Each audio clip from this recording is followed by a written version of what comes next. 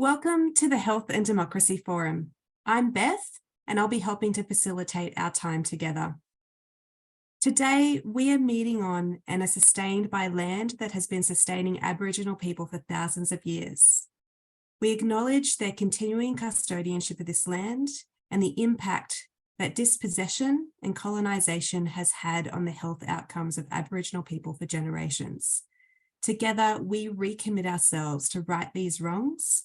And as we work to improve both public health and our democracy, we look to centre the voice of First Nations leaders in our advocacy.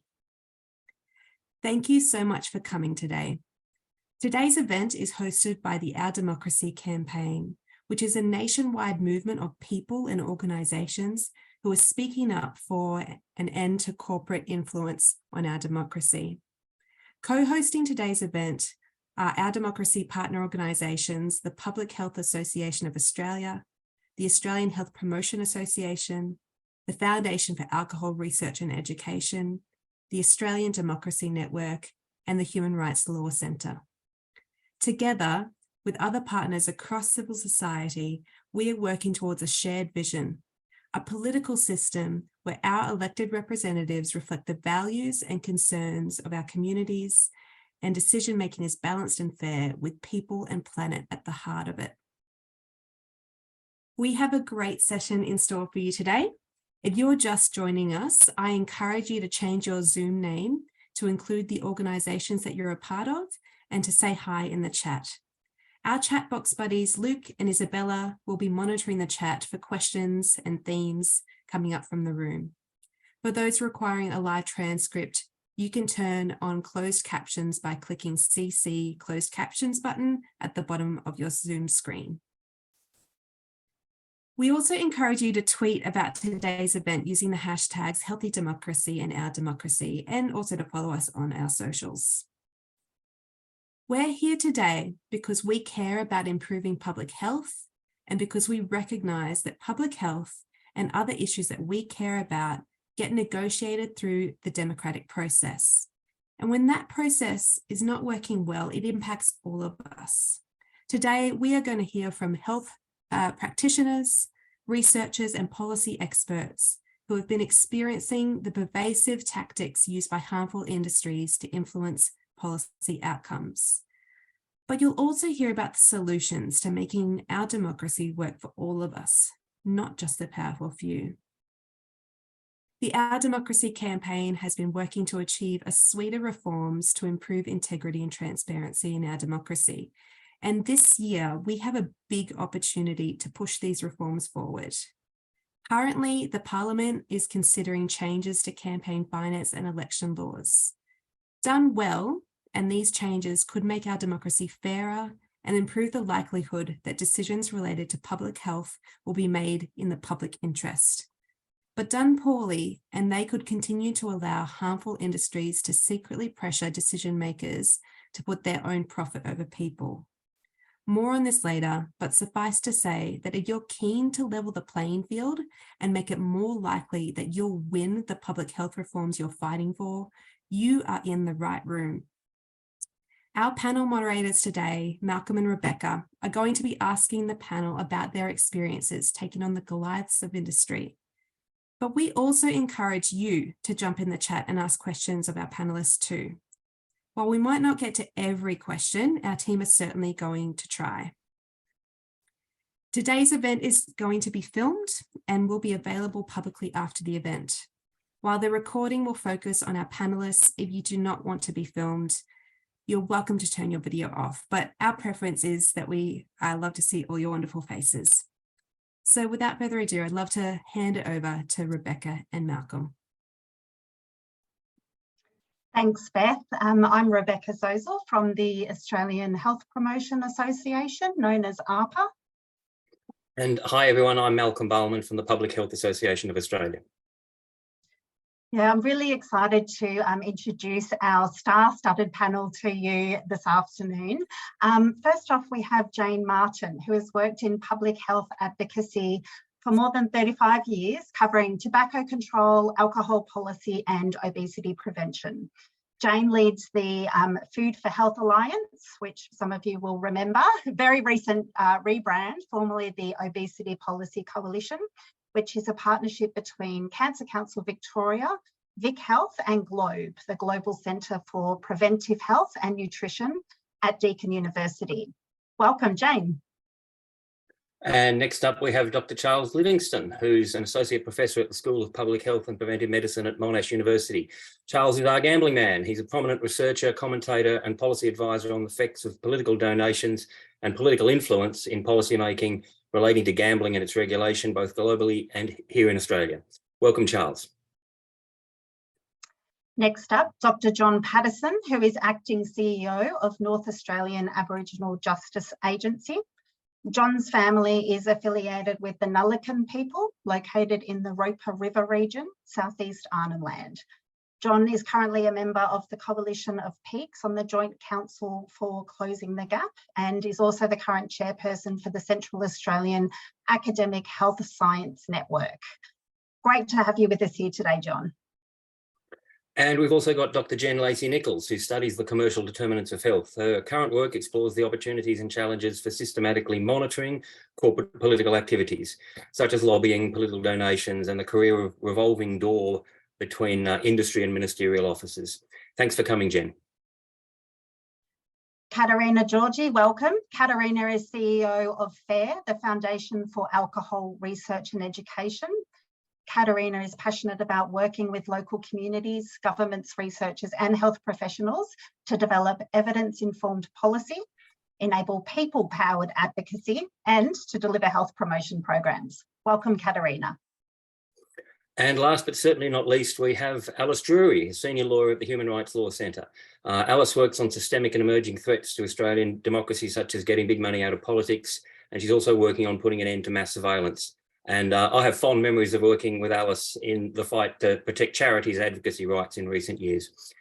She leads the policy work for the #OurDemocracy campaign, and she'll shed some light on how we can make democracy work for healthy outcomes. She'll be the solutions-focused one. But let's get started. And I want to start the questioning, and each of our speakers will have a short introductory 2 or 3 minute question from each of us. While this is going on, by the way, feel free to start typing your questions or comments into the chat field. There's 2 guys online who are going to handle the chat for us. But to you, Katerina, many of us are familiar with the campaign for pregnancy health warning labels on alcoholic products a few years ago.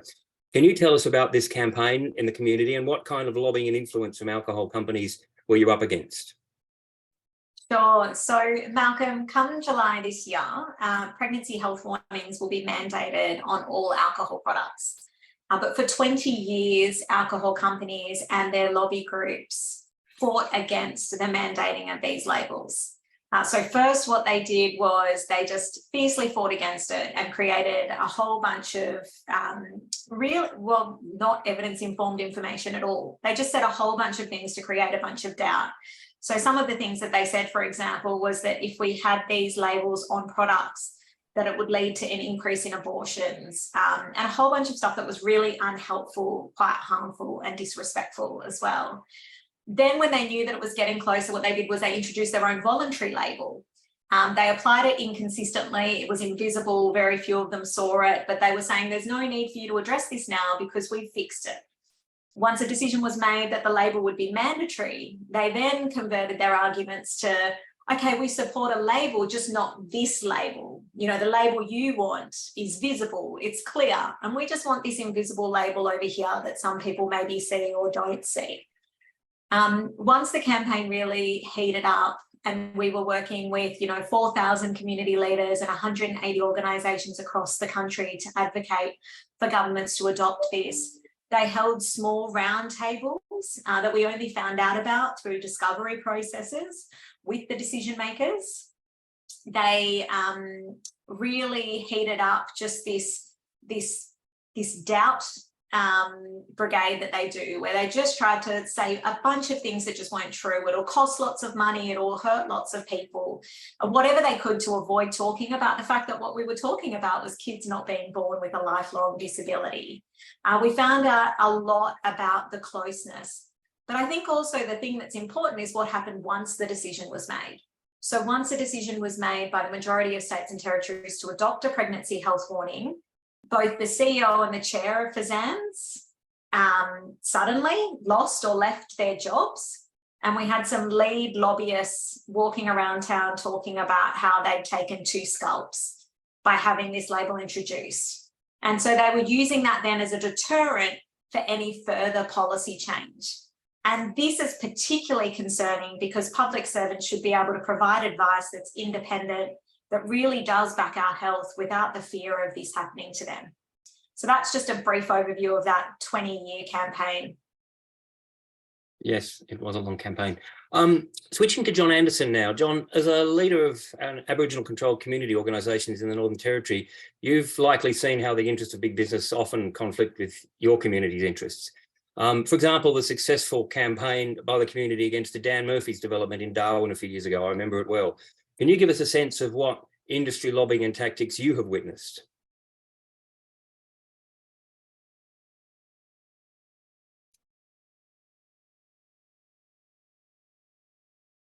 Unmute myself first and we might get a presentation and a response. Thanks, Malcolm. Patterson, John Patterson, so acting CEO of NAJA, as mentioned. Yeah, look, 3 to 4 years ago, I think, from memory now, time seems to gallop along, but there's a huge very public battle going on between Woolworths at the time, who owned the Endeavour Group, which is a large alcohol arm of Woolworths.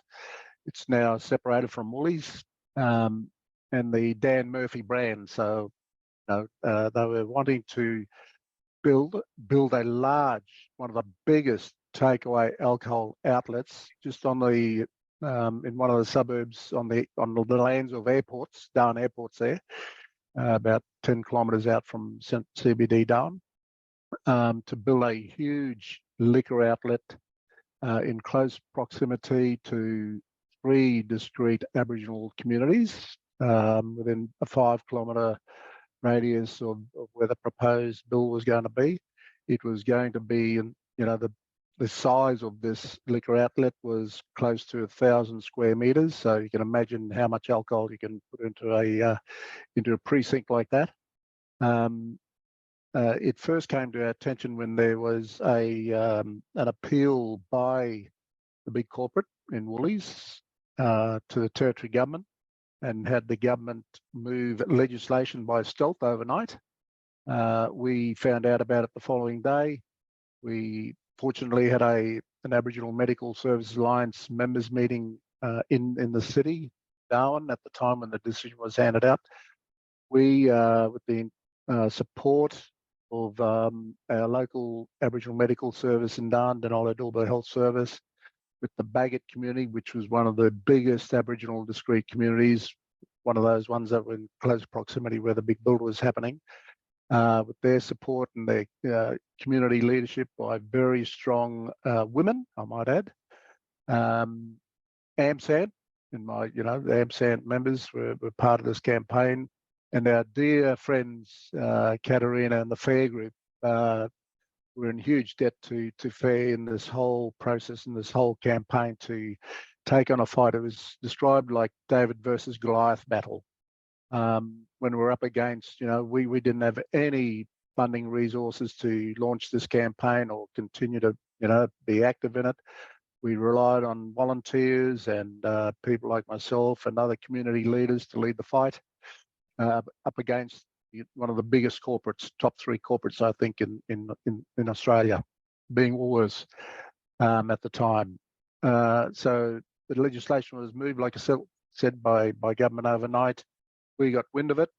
We came out publicly and voiced our concern about the health impact that this was going to have on those discrete, not only those discrete communities, but the broader Aboriginal community population, and not just in Darwin. Once this huge big build, a Dan Murphy's bill, you can imagine that this would have attracted people from all over the territory to come and shop, because there's these huge bulk purchases and all the deals that they would be able to offer through something like that.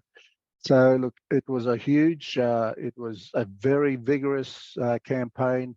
It required meeting with key stakeholders of a whole number of industry groups right around the country, including big super funds. You know, we, myself and other leaders from the, Dulba and Bagot actually fronted up, a similar sort of meeting like this. Explained our concern, the impact, the unanticipated consequences that this huge bill could have on community and have on the health and well-being of Aboriginal Territorians.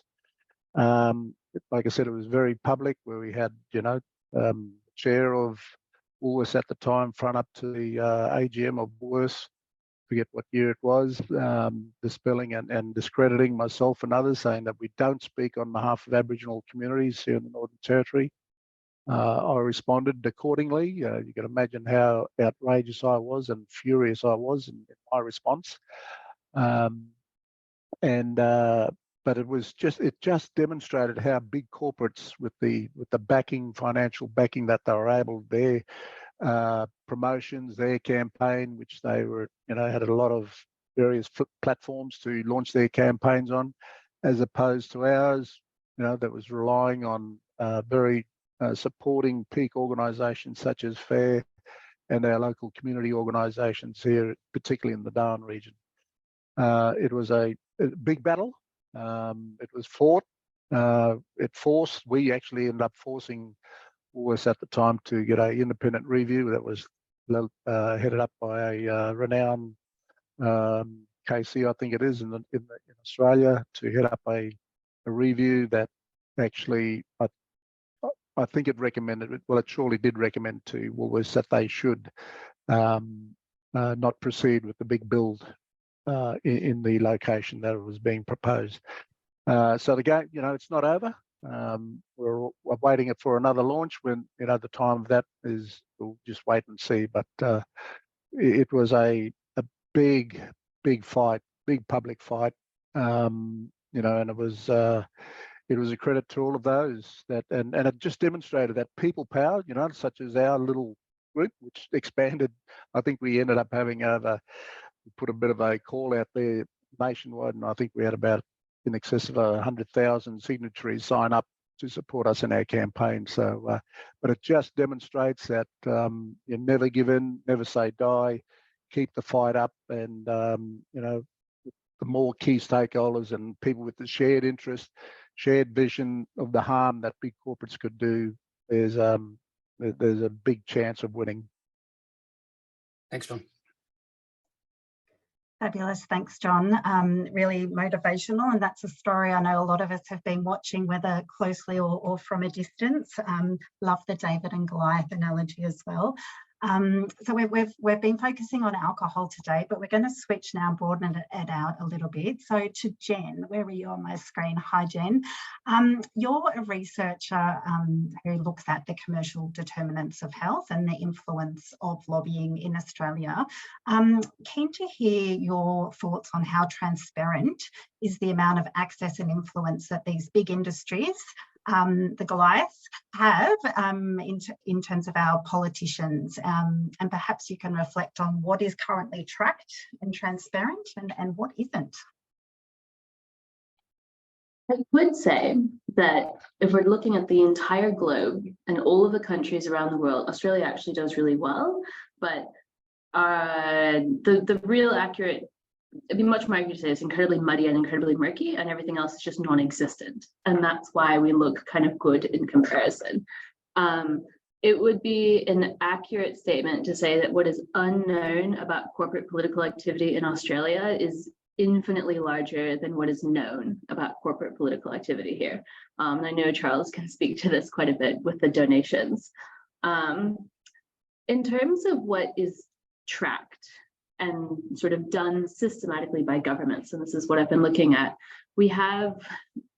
there's probably sort of three key things that we're looking at. We're looking at lobbyist registers. So that's a record of who are the third-party professional lobby firms that are hired. We've got things like ministerial diaries, which is a record of meetings between ministers and industry associations, other groups. And then we've got political donations. And I know that there's lots of people on this call who do work. For anyone who's not aware, we only get that data on February 1st, once a year. So I think that a useful way to think about transparency is that there's two parts. There's the content part of what information is actually there, and there's the format part in terms of how actual sort of user-friendly all of this data is. So from a content standpoint, we don't have information about in-house lobbyists. So if I worked for Woolworths or Endeavour Group, that person is not part of the registers. Northern Territory also doesn't have a lobbyist register, full stop. So that one doesn't exist either. We don't really have information about not-for-profit groups. That's one of the loopholes, but most of our trade associations and industry groups are legally not-for-profits. Drinkwise is also one of those. So that's a loophole. We don't have information about that revolving door, not something that's really tracked systematically. A few of the registers sort of document that, but fun fact, the soon to be hopefully published paper, we looked at all the registers and we found 96 examples of lobbyists who said, yes, I have government employment, and also said, no, I don't have government employment. Whether that's data entry error, one of them was Chris Pine. So I don't think he's actually trying to camouflage that. It's pretty obvious, but it just suggests that the registers as they stand are just riddled with inaccuracies and errors. Lots of them are actually out of date. So we've got evidence to show that some of the clients that are currently listed aren't actually clients anymore. So there's just, it's a very patchy data set. And I think one of the key things that we're really missing, especially when we're looking at all of those records, ministerial diaries don't capture bureaucrats, senior advisors, all of the others. And there's no discussion about the purpose or intention or the bills that were the target. And if we look overseas, Ireland, Canada, and Chile are three really good examples of much, much better forms of transparency that we could perhaps aspire to. But in a nutshell, we don't do very well. We could do a heck of a lot better when it comes to transparency. Yeah, fantastic. The words muddy and murky, loopholes and inaccuracies are not the words we want to be using when we describe transparency here in Australia. Thanks for those reflections, and look forward to seeing that paper when it comes out, Jen. Charles, you've been researching the influence of the gambling lobby on public health reforms for many years. Can you tell us about what you've seen in terms of political donations made by industries on government decision making? Sure. So in the period up to 2018-19, we know that gambling organisations whose principal business was gambling donated $68 million in Australia, which was declared. So that's the money we know about. As Jen, I think, was just disclosing, there's an awful lot of money we don't know about. For example, in the Tasmanian state election, the one before last, 90% of the money donated to the Liberal Party was under the threshold. The threshold at that point was about $14,000. So if you donate less than $14,000, you don't have to tell anybody who it came from. Some of the donors will disclose that, but the parties themselves don't. And the Labor Party is a little bit better. I think it was 80% of their money was dark money, as we call it. So to that 68 million, we might be able to double them. You see incredible amounts of money. We don't know where it's coming from. And the political parties are obviously influenced by that. Now, they're influenced by a number of measures, obviously, but the principal one is access. They get access that, normal people, not-for-profit organisations, people like me we can't walk into a minister's office and expect a meeting. We can't pick up the phone and call a minister or an advisor and expect to be spoken to. But the people making these sorts of donations will, because money is unfortunately what fuels a political system in Australia, in the United States, in Britain, everywhere around the world, which has a system like ours. And that's why reform of this system is absolutely important. We need transparency, obviously, and we need real-time disclosure. And the disclosure limits need to be much, much lower than they are now. And we obviously need to know who the ministers are meeting.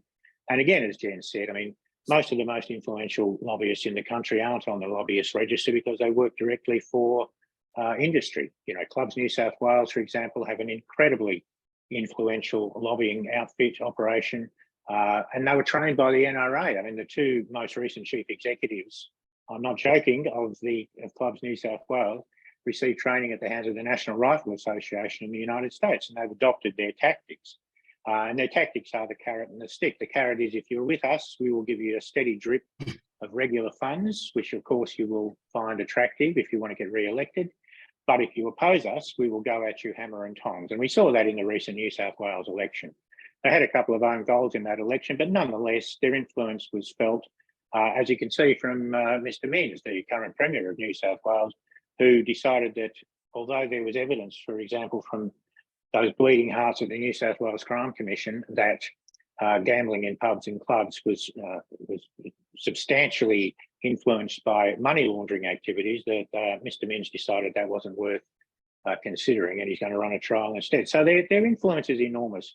I'll finish on a couple of quick notes. The access, of course, gives them control over what policy comes into place, but it also, and very importantly, controls the framing of policy, the framing of issues and problems, and the discourse. Now, the discourse is really important, especially in gambling and to a certain extent, I think, in alcohol as well. So in gambling, we have this discourse called responsible gambling. Responsible gambling is a term invented by the industry. And as I can see, Katarina's smiling at that because it's the same as applies in the alcohol business. You blame the people who end up in trouble. You don't blame the product, which is dangerous. You don't blame its widespread accessibility. You don't blame its relatively cheap price, et cetera, et cetera. You blame the victim. And that, of course, imposes shame and stigma on the victims. And it means that you're not going to get those people uniting to fight for change, although that is recently changing. So it's not just the donations, it's not just the access, it's their power to influence the way we conceive of the problem.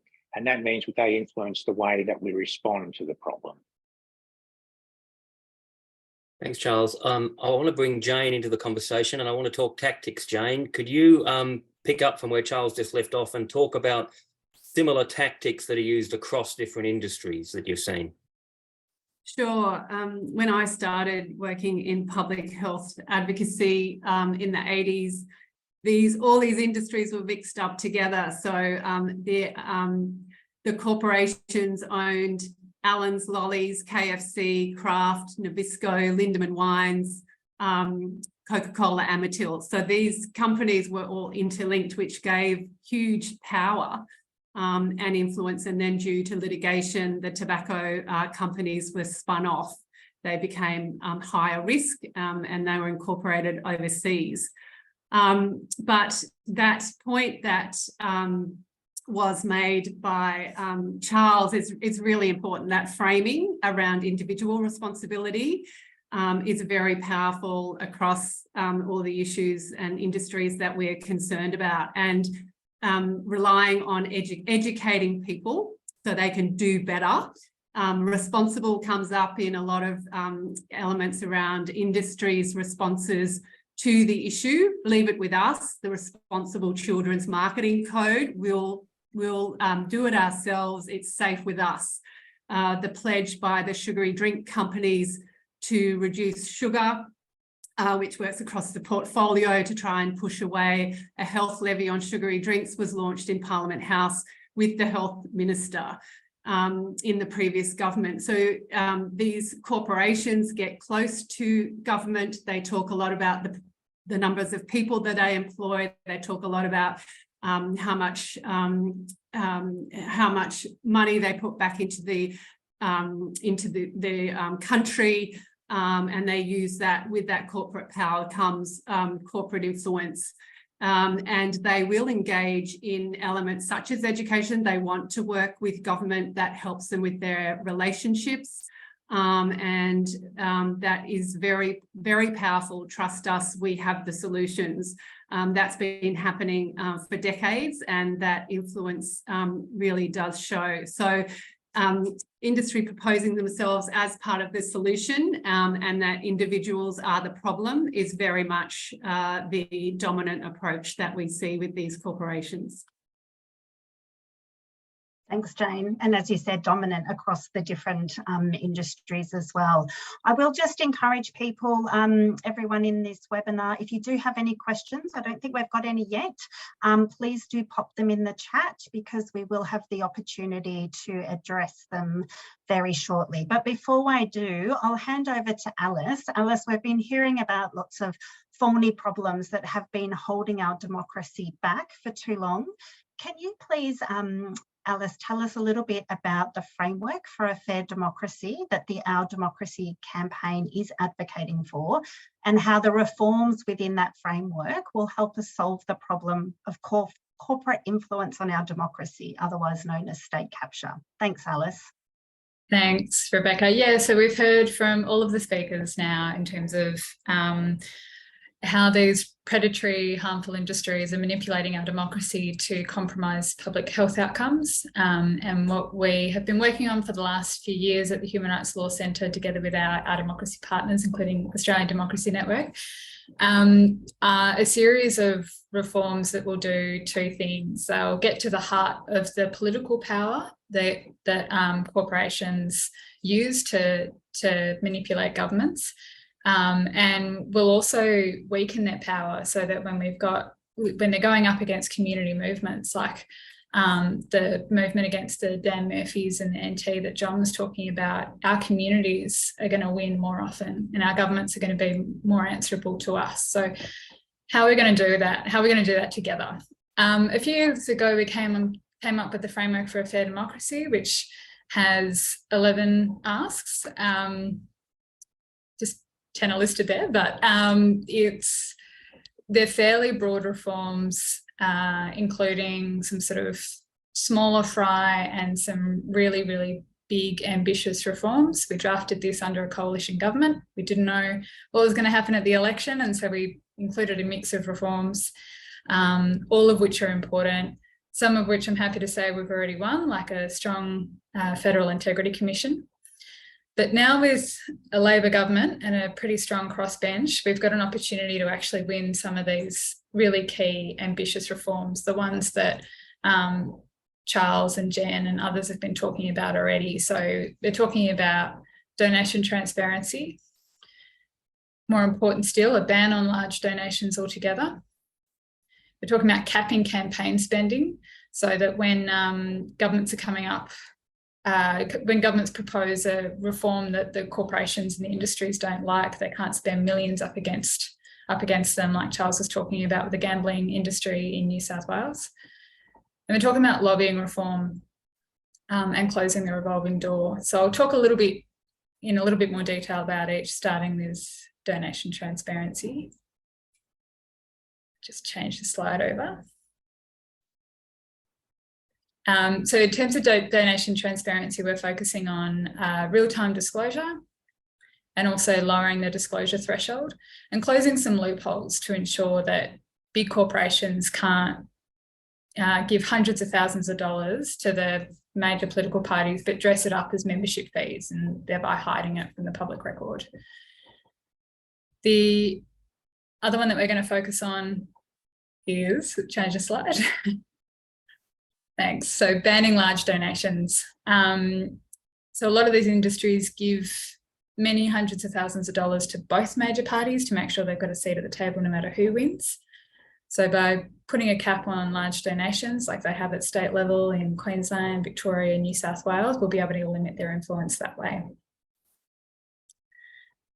Next, we've got lobbying reform. So this includes legislating a stronger register for lobbyists, both in-house, like Jen was mentioning, in-house lobbyists, and also third-party lobbyists. And this will require them by law to not just register as a lobbyist on the register, but actually monthly update the register with the meetings that they've had, who they've had them with them, and the topic that was discussed. And then further, we've got closing the revolving door. So it's about stopping that swing from industry, high up industry execs straight into ministerial offices. So that would be a legislative ban on, in particular, ministers moving into areas of their portfolio within 3 years. And then finally, capping campaign spending. So that's introducing limits on spending on a per electorate basis as well as nationally for both political parties and third parties. That's super high level. I want to acknowledge that there's a lot of complexity in achieving some of these reforms. There'll be some people on the call who are keen to get into the wonky detail. I really, really encourage you to reach out. We've developed very detailed policies in close consultation with dozens of experts, including people on this call, and with the expertise of lots of civil society and community-based organisations. So yeah, encourage that continuing conversation. But the key opportunity that we have coming up this year and next is particularly campaign finance reform, so donations, spending caps. And then we've also got an opportunity to make a big song and dance about lobbying, get lobbying on the political agenda and pursue the reforms that we've been crafting over the last few years. If you've got any interest in how third-party organisations, which includes charities and includes some of the organisations potentially on this call, please also get in touch. It is an area where reform done well is what we desperately need. Reform done poorly can discourage civil society voices. And so that's something that we're really alive to, and that ADN is hosting a briefing on that next month. I think there'll be something in the chat about that.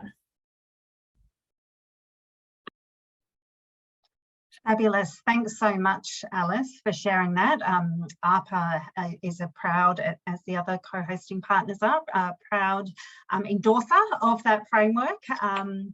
Now, I will just invite Luke now to, who has been with his team monitoring the chat, to unmute himself and pose some questions perhaps to the panel as a whole, or to specific panelists as relevant. Thanks, Luke. Sure, thanks Rebecca, and thanks everyone for asking the questions so far. Yeah, I think there's some great questions here, sort of just riffing off what you were saying, Alice, about policy wonk kind of detail. So this might just be a question for anyone on the panel to answer, but we're obviously dealing with a lot of corporations that are multinational in nature, and when they're not based in Australia, what are some of the challenges you might see with either current or proposed laws around regulating those kind of multinational companies and their behaviour? Thanks. Like, was that to me to start off with? Yeah, sure. Have a go, and then we'll see how others might rip up that. Thanks. Give it a crack. So definitely under our super lax donation laws at the moment, it can be incredibly difficult to know whether, you know, when you've got subsidiaries of companies disclosing donations, like what industry they're from, who the parent company is, and it's actually incredibly hard for researchers to even get a clear picture on how much is being donated to the major parties from each industry. Seeing furious nods on the Zoom call there. So that's definitely one of the issues. And similar issues that apply to donation caps as well, if they're not imposed carefully. But be interested for others' views on that on the call.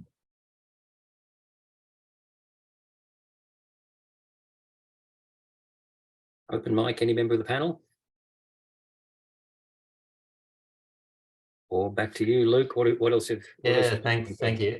So there's other policy one questions. I had actually one that I just was thinking about after you were talking, Jen, just about the data sort of monitoring piece. And you mentioned some examples of best practice. I think might get this wrong, but I think it might have been Ireland and Canada and Chile. I guess I was just interested to hear what makes those great, and you know, how could we maybe reach that kind of situation? I think there's a couple elements around them. One is that they're much more timely. So you get the data much quicker. You're not having the long lags. So with the, just as a comparison, New South Wales, which has its ministerial diaries, you get that every quarter. Whereas in other places, you actually have almost much closer to real time. And I think one of the main ones is just like a much wider basket of who's included. So that's both in terms of the sort of industry commercial actors that are required to be captured within that, whether that's not-for-profits or whether that's, you know, the in-house lobbyists. And then on the flip side, in terms of the targets within government, it's not just perhaps the ministers like we see here, it's the bureaucrats, it's the senior advisors, it's the ministers, because that's often the first sort of port of call in terms of getting access to someone. I can see Jane nodding, so I'm not completely off base here. So there's that part. There's some of them, like Chile, requires, like if you read them, it's rich descriptions of, I went to the minister to talk about this particular policy because I wanted this particular action taken, and these are the other specific names of people and their affiliations that I brought into this meeting. It was held on this particular date. This meeting was conducted in person. This was our email correspondence. This was this other thing. Like there's so much more information that's actually there. I think one of the failings is they're not really, wearing my sort of wonky research hat, it's not really as user-friendly in terms of data as I'd like it to be. One of the things that a lot of them are missing is unique IDs. And that comes to Alice's point about how do we figure out the subsidiary, whatever. You know, if I go through our donation data here in Australia, which I did a couple of years ago, the New South Wales Liberal Party was spelled more than 100 different ways across the 20 years of data. Like how is it possible to spell that 100 different ways? You could have some very simple sort of tools to just sort of make it easier. You could have it so that they're segmented by industry sector. You could have it so that, you know, Amazon and Amazon Web Services and Amazon Australasia and Amazon this, like they're all sort of linked to the same one. There's so many things you could do that are relatively straightforward that would make it much more user-friendly for me as researchers, but also all the NGOs and the citizens and everyone else who cares to very easily interrogate this data and sort of see clearly, this sector is influencing a lot and they tend to meet with these particular ministers or advisors. And this sector tends to focus more on donations. And the state is seeing this spike. Like, I'm sure I'm preaching to the choir here, but yeah. Thanks so much, Jen. Did anyone else want to respond to what Jen was saying there? Otherwise, there's other great questions here too. I think I might just add, Luke and Jen, that there are times when these things should be outright banned. You know, should alcohol companies and gambling companies be donating at all? Should they be involved in policy discussions at all?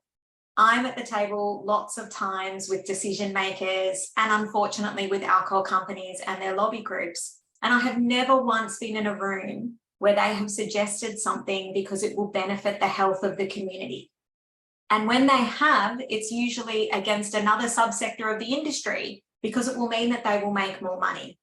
So given that we know that, given that we know that they delay things for so many years, that communities like John's have to fight them for 5 years instead of dealing with things like COVID, why are they even in the room? And that's the question we should be asking with some of these harmful industries. Totally agree. My organisation, for example, has a list of industries that it would ban altogether, not just large donations, but all donations from gambling, etc. You have to wonder why, what the public interest is in gambling. And speaking of gambling, Charles Livingston has his hand up.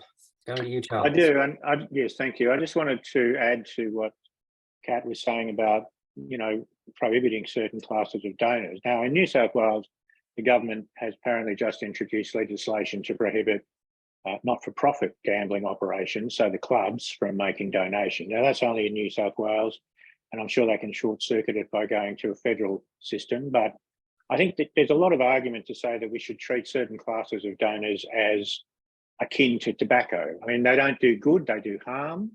Their contribution to the policy debate is negative. It adds to the burden of harm in the community, and I don't see that they've got a place at the table when we're negotiating policy changes. They shouldn't have access and they shouldn't be donating. I think that's as simple as that. On the other hand, of course, they will scream like, you know, stuffed pigs, but the reality is that they're not contributing to the debate. They're imposing harm on the community. We might talk to them as the WHO talks to tobacco about what we plan to do, but that's it. And that's, I think, you know, the approach we should be taking.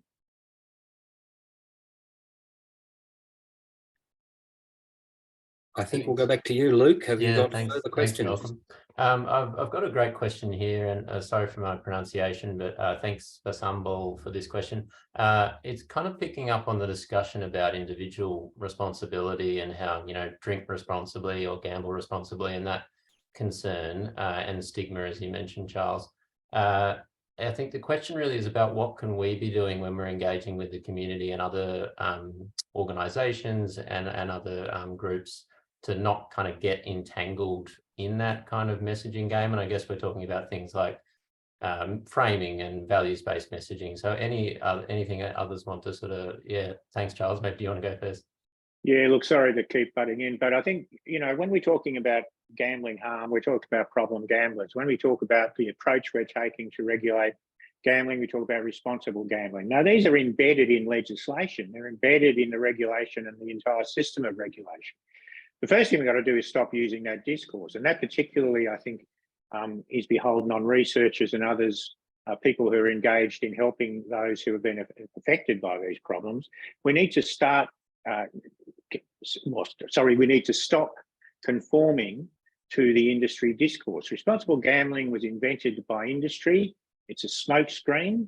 It provides them with, you know, the opportunity to explain that they're really quite benevolent and caring, but it doesn't actually require them to do anything at all except rake in the money.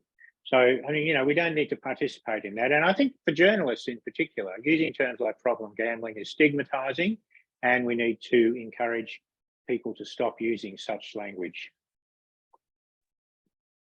Luke, I'm obviously just going to have something to add around individual responsibility, because I think, you know, Frank Luntz, who's a conservative messenger who coined terms like climate change, talks about how brilliant the phrase drink responsibly is, and that should flag alarm bells for us. But it assumes that you drink, and it assumes that there is this responsible level. And then when you ask people about responsible drinking, it's always really opaque. I think that the reality is, and with all of these harmful industries, it's the same. Alcohol companies need to sell 35% of the alcohol to 5% of people. That's their model. So they are purposefully driving harmful behaviours to make a profit. And we have to talk about the companies as the actors who are doing this. All of this harm doesn't happen by accident. It happens by design, and the design is put in place by these companies who care more about profits than they do about health. And so we have to talk about these companies as being actors who are causing and driving this harm, and that's how we can help.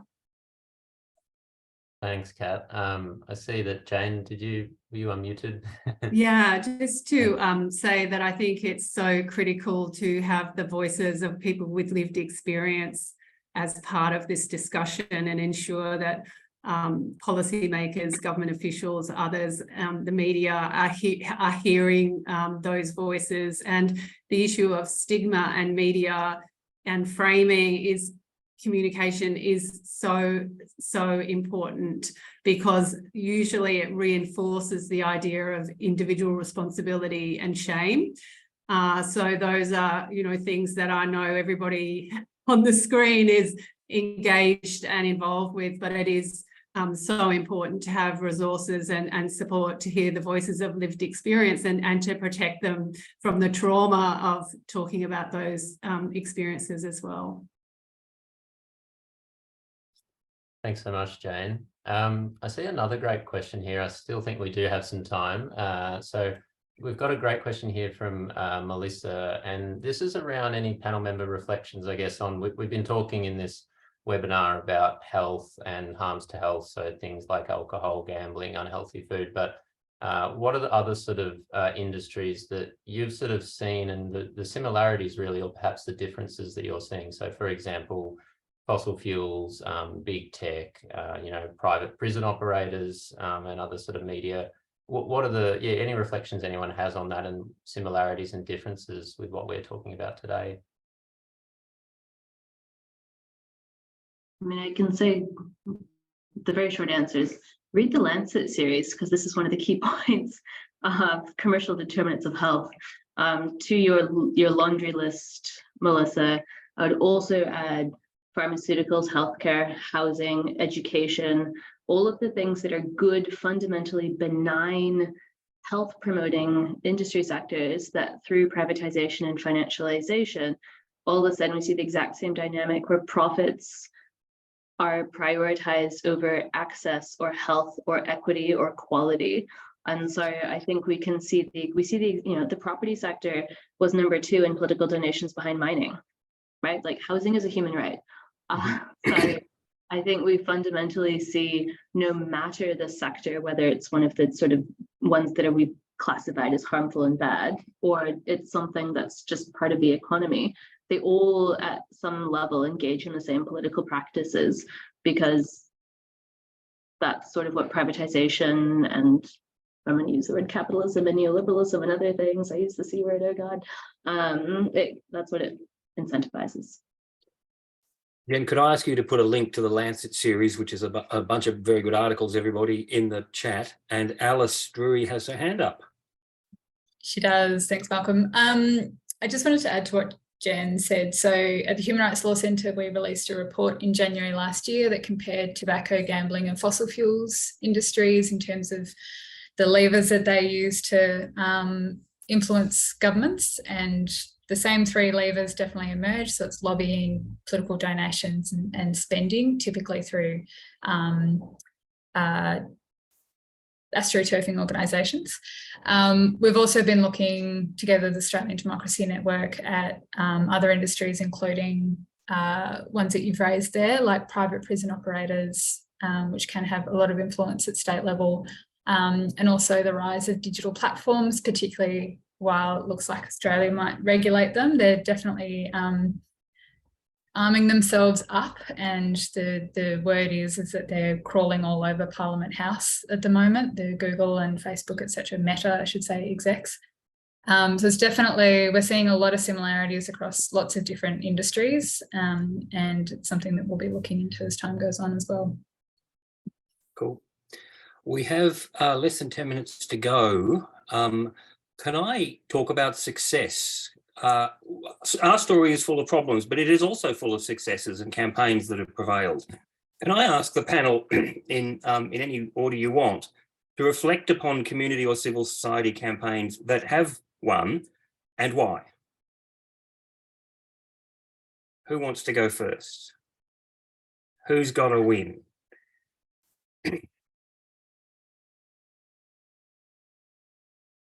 It's not true that no one has a win. Charles, gambling policy is changing. Why is it changing in the last few months? What's happening there? Yeah, gambling policy is changing. I wouldn't say we've had a win. I think we've had a series of small steps forward. Let me put it that way. So, I mean, we've had a reasonable framework for regulation of online gambling companies licensed in Australia for some time. That's, there's a framework there. It needs to be dramatically improved in many ways, but it exists, and there is, I think, widespread acceptance. Now, this is, I think, largely because of overreach by the industry.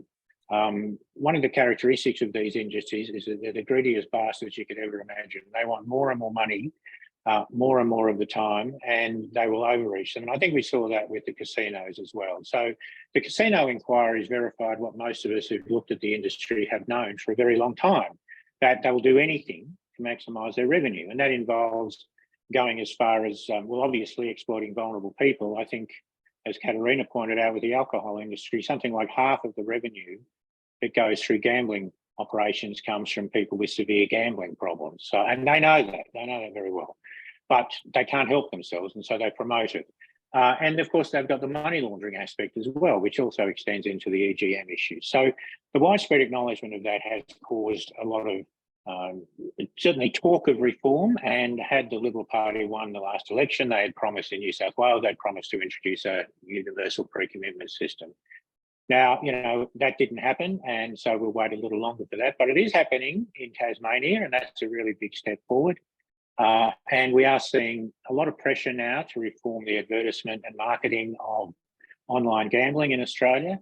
And I think that's something that will happen in the near future. I don't think there's much doubt about that, simply because it drives everyone crazy watching the football to just be bombarded endlessly with advertising for bookies. But when we'll know we've really won when we don't see those advertisements on television anymore, when we have a universal pre-commitment system which allows people to set a limit on how much they want to gamble and be required to do so in advance of going to the joint where they're going to lose all their money. and where their lobbying efforts have been truncated to the extent that they simply can't give donations anymore, they can't speak to politicians, and they don't have influence on policy.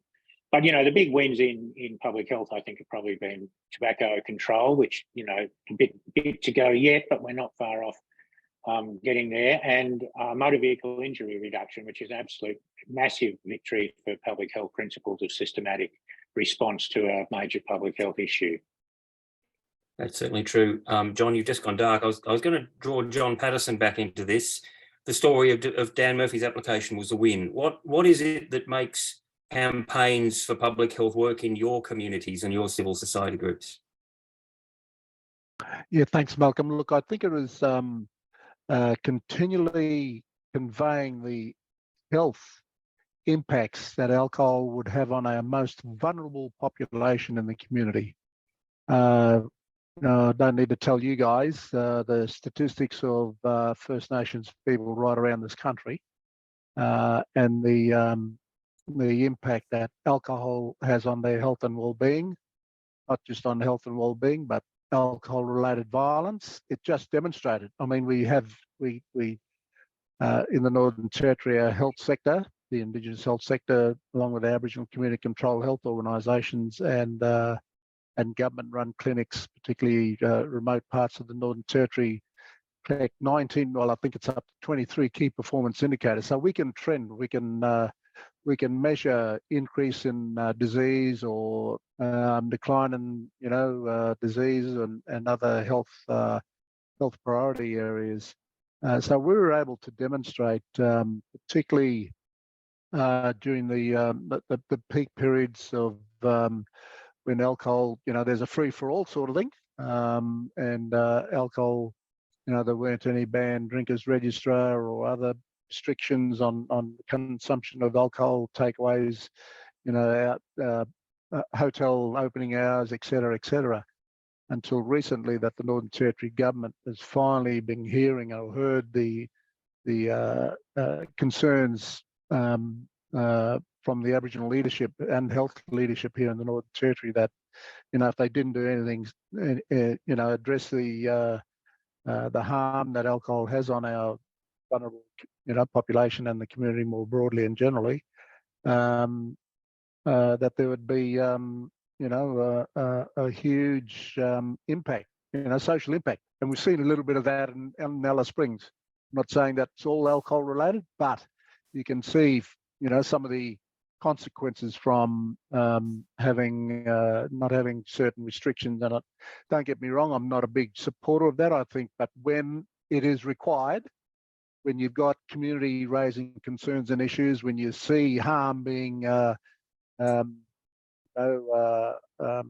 applied to others in the community, especially, within families, then I firmly believe that we as a society and leaders have to take a stand and advocate for the appropriate measures, whether they be restrictions or not.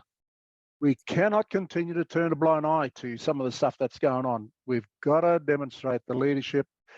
We've got to put solutions on the table with the evidence. There's, and that was one of the effective strategies of ours during the Dan Murphy campaign, was that we had all the evidence. All our arguments were backed by evidence and data, statistics that governments couldn't sort of say, well, we're you're off with the fairies and where's your where's the evidence sort of thing. It was strongly supported by evidence-based frameworks and policies and other measures that governments put, finally adhered to what the Aboriginal leadership was calling for. So it's critical that we have the evidence, have a focus on the solutions, and put in place strategies and other initiatives that are hopefully going to make us have a better society, and address some of these social problems that we're seeing. And it's not, I might just add, it's not just in the Indigenous community, it's widespread, I mean, we're seeing terrible situations and incidences, and around the nation currently. And dare I say it, to fight these causes, you need a political voice. Absolutely. And I might just say, Malcolm, I might just say, while I've got the opportunity and while you've given me a good segue there, I'm going to say it. We've got 30 seconds to voice of wrap Parliament. up. Voice of Parliament, please. Big tick, yes. Didn't think you'd miss that open goal. It's just on 2:30 and I need to hand back to Beth. If there are further questions, if our busy chat and question answers might still be able to process things in the remaining minutes, so please do keep typing or discussing or debating or putting questions in the chat. But with that, I'm going to hand back to Beth. Great, thanks, Malcolm. And wow, thanks so much to the panel. It's both enlightening and shocking hearing about some of the pervasive, greedy tactics of harmful industries. So today we heard about the outright lies, getting governments to move legislation by stealth overnight without community consultation, cash for access to impact not only the policy outcomes, but framing the issue itself. We see them presenting themselves as part of the solution and individuals as the problem, and yet they duck and weave any attempts to regulate them. What is known about lobbying influence is infinitely larger than what is known. It's muddy, murky, and we can do so much better. But in these David and Goliath fights, we know who the Goliaths are, but we also know how much stronger and effective that we are when we work collectively together with people with lived experience at the center. As John said, never give in. The more people you bring with you, the greater your chance of winning. So thank you so much to the whole panel for sharing so generously with us, and to our wonderful moderators, Malcolm from the Public Health Association of Australia and Rebecca from the Australian Health Promotion Association. If you are a public health professional and are not yet a part of your professional association, we encourage you to join both PHAA and AHPA. They advocate for and with you. They run events like these and they represent your interests. We'll put links in the chat to how you can join those associations. The Framework for a Fair Democracy is the result of many civil society organisations coming together over years to answer the question of how we can make democracy fairer for all of us, so that the decisions made about the issues that we care about are in the public interest. We are asking each of you today to endorse this framework. If you believe that these reforms are needed, the ones that Alice spoke about, that Charles spoke about, please sign on. We encourage those of you representing organisations to join the campaign as an endorsing partner, and you can also sign on as individuals. We're going to drop some links of how you can do that in the chat. As Alice mentioned, this next year, we're anticipating some very big changes to the Electoral Act, and we need to stand united as organisations that represent the broader community to hold up the gold standard of what good reform looks like and what we as civil society expect. Next month, the Parliamentary Committee that has been tasked with making recommendations, the Joint Standing Committee on Electoral Matters, they're going to be making recommendations about how to improve elections, and will pass down their interim report. We don't yet know how ambitious the recommended reforms will be, but we will be producing a scorecard to compare it with our framework for a fair democracy. So you can help us get the word out about this by sharing the scorecard on your socials and with your members. We believe that this year is a crucial moment for democratic reform, and we cannot let it slip by. The issues that we care about are too important, and we want to get reform and we want to get wins on those issues. We'll share the scorecard with everyone who has attended this event, and also those who have joined the Alliance. Thank you once again to our panelists, to the co-hosting organisations, and to all of you for joining us today. We'll follow up with a link to the recording, to the Framework for a Fair Democracy, some relevant case studies on state capture and health reform that were mentioned, and of course, opportunities of how you can get more involved in the campaign.